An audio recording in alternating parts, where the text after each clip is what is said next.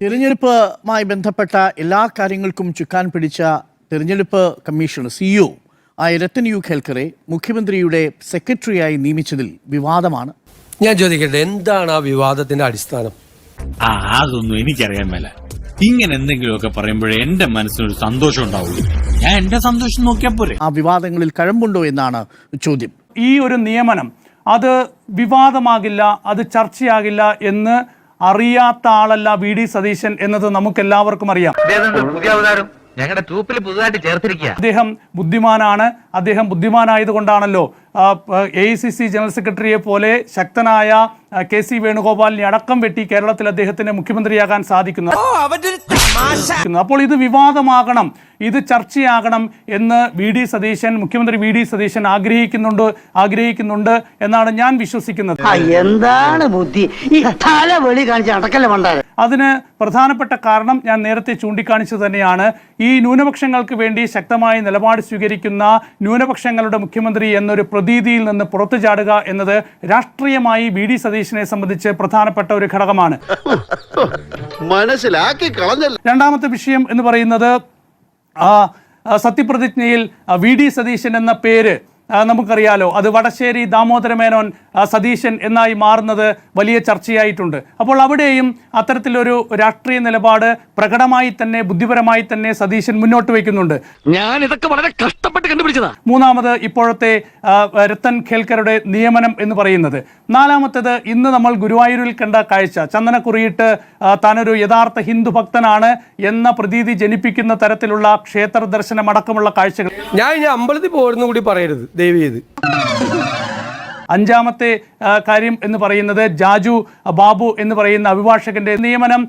നമ്മളൊക്കെ തന്നെ ഈ ചർച്ചകൾ പലപ്പോഴും ഈ വാർത്തകളിലൊക്കെ തന്നെ നിറഞ്ഞു നിൽക്കുന്നത് പോലെ അദ്ദേഹം ഗവർണറുടെ അഭിഭാഷകനായിരുന്നു. മാത്രമല്ല ഇപ്പോൾ കേൾക്കുന്നത് അദ്ദേഹം വെള്ളാപ്പള്ളി നടേശന്റെ കേസുകൾ വാദിച്ച അഭിഭാഷകൻ കൂടിയാണ് എന്നുകൂടി കേൾക്കുന്നു. അതുകൊണ്ട് ഇപ്പൊ എന്താ? അപ്പോൾ ഇതിലൂടെയൊക്കെ തന്നെ VD സതീശൻ നൽകുന്ന ഒരു പൊളിറ്റിക്കൽ മെസ്സേജ് ഉണ്ട്. ആ പൊളിറ്റിക്കൽ മെസ്സേജ് ആ രീതിയിൽ തന്നെ മുന്നോട്ട് വരണം എന്ന് ഒരുപക്ഷെ VD സതീശൻ ആഗ്രഹിക്കുന്നുണ്ടാകാം. ഈ തെരഞ്ഞെടുപ്പ് പ്രചരണ രംഗത്ത് VD സതീശൻ പറഞ്ഞ കാര്യങ്ങൾ നമുക്കറിയാം. UDF കേരളത്തിൽ 100 സീറ്റുകൾ നേടും. രണ്ടാമത്തേത് 1 ഡസനിലധികം മന്ത്രിമാർ തോൽക്കും എന്ന് പറഞ്ഞത്. മുഖ്യമന്ത്രി സ്വന്തം മണ്ഡലത്തിൽ പിന്നിലാകും എന്ന് പറഞ്ഞിട്ടുള്ളത്. CPM കോട്ടകൾ തകരും എന്ന് പറഞ്ഞിട്ടുള്ളത്. ഈ 4 സംഭവങ്ങളും ഈ തെരഞ്ഞെടുപ്പിൽ സംഭവിച്ചിട്ടുണ്ട്. അതിനൊന്നും ഇല്ലേ? അദ്ദേഹമാണ് ഞങ്ങളെ ജയിപ്പിച്ചത്. UDFന് 102 സീറ്റ് മേടിച്ചു തന്നത് ഈ രത്തൻ ഖേൽക്കറാണ്. എന്തൊരു തമാശയാണ് കേരളത്തിൽ നടക്കുന്നത്, എന്തൊരു തമാശയാണ്. എങ്ങനെയാണ് ചീഫ് ഇലക്ടറൽ ഓഫീസറെ നിയമിക്കുന്നത്? ഗവൺമെൻറ് കൊടുക്കുന്ന പാനൽ, സംസ്ഥാന ഗവൺമെൻറ് കൊടുക്കുന്ന പാനലിൽ നിന്നും ചീഫ് ഇലക്ഷൻ കമ്മീഷണർ അദ്ദേഹത്തെ നിയമിക്കും. എന്തിനാണ്? ഇലക്ഷൻ നടത്തുന്നതിന് വേണ്ടിയിട്ട്. പിണറായി ഗവൺമെൻറ് പാനൽ കൊടുത്ത അതിൽ നിന്നാണ് ചീഫ് ഇലക്ഷൻ കമ്മീഷൻ ഇദ്ദേഹത്തെ ചീഫ് ഇലക്ടറൽ ഓഫീസറാക്കിയത്. പിണറായി ഗവൺമെൻറ് അദ്ദേഹത്തെ പാനലിൽ പെടുത്തിയത് തെരഞ്ഞെടുപ്പിൽ കൃത്രിമം കാണിച്ച് UDFന് 102 സീറ്റ് മേടിച്ചു കൊടുക്കാനാണ്. ഈശ്വര, ഇവിടെ ആരുമില്ലല്ലോ ഇതൊന്ന് പറഞ്ഞു ചിരിക്കാനായിട്ട്. ഇതിനേക്കാൾ വലിയ തമാശയുണ്ട് ഇതൊക്കെ ചർച്ച ചെയ്യുന്നതിന്. ഇത് പൊളിറ്റിക്കലി ഒരു കറക്റ്റായ തീരുമാനമല്ല. ഇതൊരു ഔചിത്യമില്ലായ്മ എന്ന് വേണമെങ്കിൽ വിശേഷിപ്പിക്കാവുന്ന ഒരു തീരുമാനമാണ് കോൺഗ്രസ് എടുത്തത്. പക്ഷേ സതീശനെ സംബന്ധിച്ച് ഞാൻ നേരത്തെ പറഞ്ഞതുപോലെ ഇത് അദ്ദേഹത്തിന്റെ ഒരു രാഷ്ട്രീയ ബുദ്ധിയിലുള്ള തീരുമാനം തന്നെയാണ്. ഇവന് കുറച്ച് ബുദ്ധി ഉണ്ടായിരുന്നെങ്കിൽ മന്ദബുദ്ധി എന്നെങ്കിലും വിളിക്കായിരുന്നു. അതും ഇല്ലാതായി. അയ്യോ, കഴിഞ്ഞില്ല.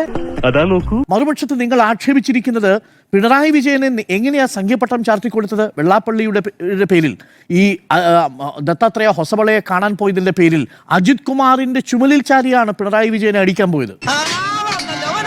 നോക്കൂ, അവിടെയാണ് നേരിട്ടുള്ള ഈ നിയമനങ്ങൾ ഇപ്പോൾ കോൺഗ്രസിന്റെ നേതൃത്വത്തിന് തന്നെ വിശദീകരിക്കാൻ പറ്റാത്ത വിധം കുഴപ്പത്തിലാക്കിയിരിക്കുന്നത്.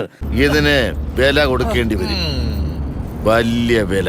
കേരളത്തിനെതിരെ പോരാടിക്കൊണ്ടിരുന്ന ഗവർണറുടെ ലീഗൽ അഡ്വൈസറായിരുന്ന ഒരാളെ ഈ സർക്കാരിന്റെ AG ആയിട്ട് നിയമിക്കുന്നു. ഇത് മുഖ്യമന്ത്രി പിണറായി വിജയനാണ് ചെയ്തിരുന്നതെങ്കിൽ എങ്ങനെ ആദ്യത്തെ നരേറ്റീവ് വിദ്യാഭ്യാസ തൊഴിൽ ദേവസ്വം നിയമനങ്ങളൊക്കെ വിദഗ്ധനാണ്. അതെ, അതിനോട് പ്രസക്തിയില്ല. പക്ഷേ നോക്കൂ, എങ്ങനെയാ നിങ്ങൾ ഈ വ്യാഖ്യാനിക്കുന്നത്? ഇത് പിണറായി വിജയനാണ് നിയമനം നടത്തിയിരുന്നെങ്കിൽ എങ്ങനെ വ്യാഖ്യാനിക്കുക? നിങ്ങൾ ഈ വിഷയം ചർച്ച ചെയ്യുമ്പോൾ ഇന്ന് MR അജിത് കുമാർ ഈ രക്ഷാപ്രവർത്തനത്തിൽ കാണിച്ച കള്ളത്തരത്തിന്റെ വിവരങ്ങൾ പുറത്തു വന്ന ദിവസം കൂടിയാണല്ലോ. MR അജിത് കുമാർ ദത്താത്രേയ ഹൊസബളയെ കാണാൻ പോയത് അത് വിശദീകരിച്ചോ? പിണറായി വിജയന് വേണ്ടിയാണോ? പിണറായി വിജയൻ വിശദീകരിച്ചോ? പിണറായി വിജയൻ വിശദീകരിക്കണം. അത് ശരി. പിണറായി വിജയൻ ഒറ്റ വാചകം പറഞ്ഞു, എനിക്ക് വേണ്ടിയോ ഈ പാർട്ടിക്ക് വേണ്ടിയോ സംസാരിക്കാൻ ഒരു ADGPയും ചുമതലപ്പെടുത്തുന്ന പതിവ് എനിക്കോ എന്റെ പാർട്ടിക്കോ ഇല്ല. വിശദീകരണം ചുമതലപ്പെടുത്താണ്ടാണോ ഇപ്പൊ രക്ഷാപ്രവർത്തനം അദ്ദേഹം നടത്തിയത്? രക്ഷാപ്രവർത്തനം നടത്തിയത് അല്ല അത് പിന്നെ എന്റെ ചോദ്യം അല്ല, പല പല കേസുകളിലായി സർക്കാരിന് വേണ്ടി ചോദിക്കാതെ തന്നെ അദ്ദേഹം പ്രവർത്തിക്കുന്ന, അദ്ദേഹം അത്രയും മുഖ്യമന്ത്രിയോട് വിധേയനായി നിന്ന് അദ്ദേഹം ചോദിക്കാതെ ഇവൻ ശരിയല്ല. പറഞ്ഞ ഒരു ഒറ്റ കാര്യം കൂടിയുണ്ട്. ഈ വെള്ളാപ്പള്ളി നടേശനെ ഏറ്റവും കൂടുതൽ വിമർശിച്ച ആൾ VD സതീശനാണല്ലോ. ഈ വെള്ളാപ്പള്ളി നടേശന്റെ അഭിഭാഷകനെ പിന്നെ വെള്ളാപ്പള്ളിയുടെ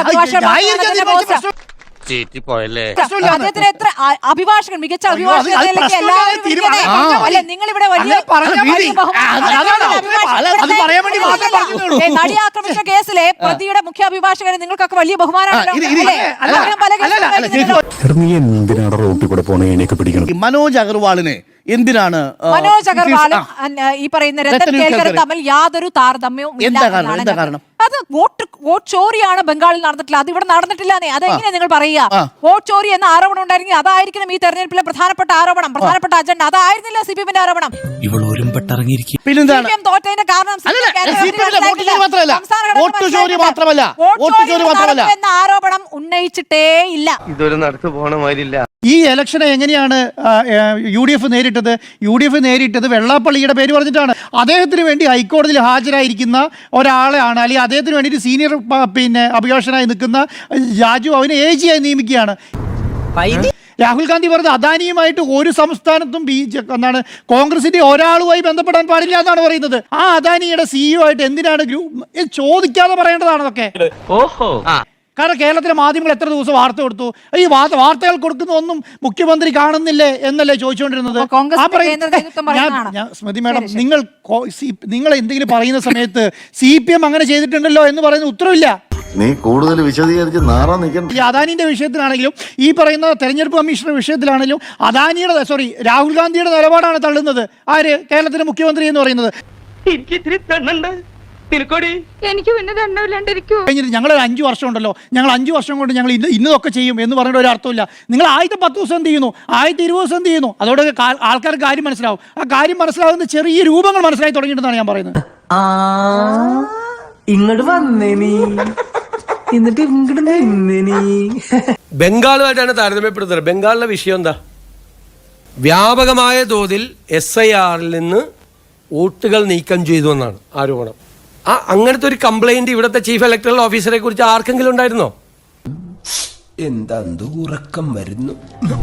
ഗവൺമെന്റ് കൊടുക്കുന്ന പാനൽ, സംസ്ഥാന ഗവൺമെന്റ് കൊടുക്കുന്ന പാനലിൽ നിന്നും ചീഫ് ഇലക്ഷൻ കമ്മീഷണർ അദ്ദേഹത്തെ നിയമിക്കും. എന്തിനാണ്? ഇലക്ഷൻ നടത്തുന്നതിന് വേണ്ടിയിട്ട്. പിന്നെ അതോടുകൂടി ഔദ്യോഗിക ജീവിതം അവസാനിപ്പിക്കുകയാണ്. ചീഫ് ഇലക്ടറൽ ഓഫീസറുടെ ഔദ്യോഗിക ജീവിതം പിറ്റേ ദിവസം റിട്ടയർ ചെയ്യുവാണ്. ഇത് എന്താണ് ഇവിടെ നടക്കുന്ന ചർച്ച? അദ്ദേഹം നല്ല ട്രാക്ക് റെക്കോർഡുള്ള വിവിധ വകുപ്പുകൾ അദ്ദേഹം മുഖ്യമന്ത്രിയുടെ കീഴിൽ പ്രവർത്തിച്ചിട്ടുണ്ട്. അന്നത്തെ മുഖ്യമന്ത്രിയുടെ കീഴിൽ അല്ലേ, സെക്രട്ടറി IT ആയിട്ടുണ്ട്, സെക്രട്ടറി എൻവയോൺമെൻറ്റ് ആയിട്ടുണ്ട്, secretary planning and economic affairs ആയിട്ട് മുഖ്യമന്ത്രിയായിരുന്ന പിണറായി വിജയൻ്റെ കീഴിൽ അദ്ദേഹത്തിൻ്റെ വകുപ്പിൽ പ്രവർത്തിച്ചിട്ടുണ്ട്. എല്ലാം കയ്യിൽ നിന്ന് പോവാ. സെക്രട്ടറി ടാക്സസ് ആയിട്ടും GST കമ്മീഷണറായിട്ടും അന്നത്തെ ധനകാര്യമന്ത്രിയുടെ കീഴിൽ പ്രവർത്തിച്ചിട്ടുണ്ട്. ആ എക്സ്പീരിയൻസ് കൂടി വേണ്ടേ? ഞാൻ ധനകാര്യ വകുപ്പ് കൂടി കൈകാര്യം ചെയ്യല്ലേ. വല്ല കാര്യമുണ്ടോ? എന്തിനാണ് ഇങ്ങനെ ഇല്ലാന്ന് അതേ എഫിഷ്യന്റ് ആയിട്ടുള്ള ഒരു ഓഫീസറാണ്. അതുകൊണ്ടാണ് ഞാൻ എൻ്റെ ഓഫീസിൽ വെച്ചത്. ഇനി ഇവിടെ നിന്ന് അഴിവണ്ടാവാ, നമുക്ക് അങ്ങോട്ട് മാറിയിക്കാം. തൽക്കാലം ഇത്രയും മതി. വരട്ടെ.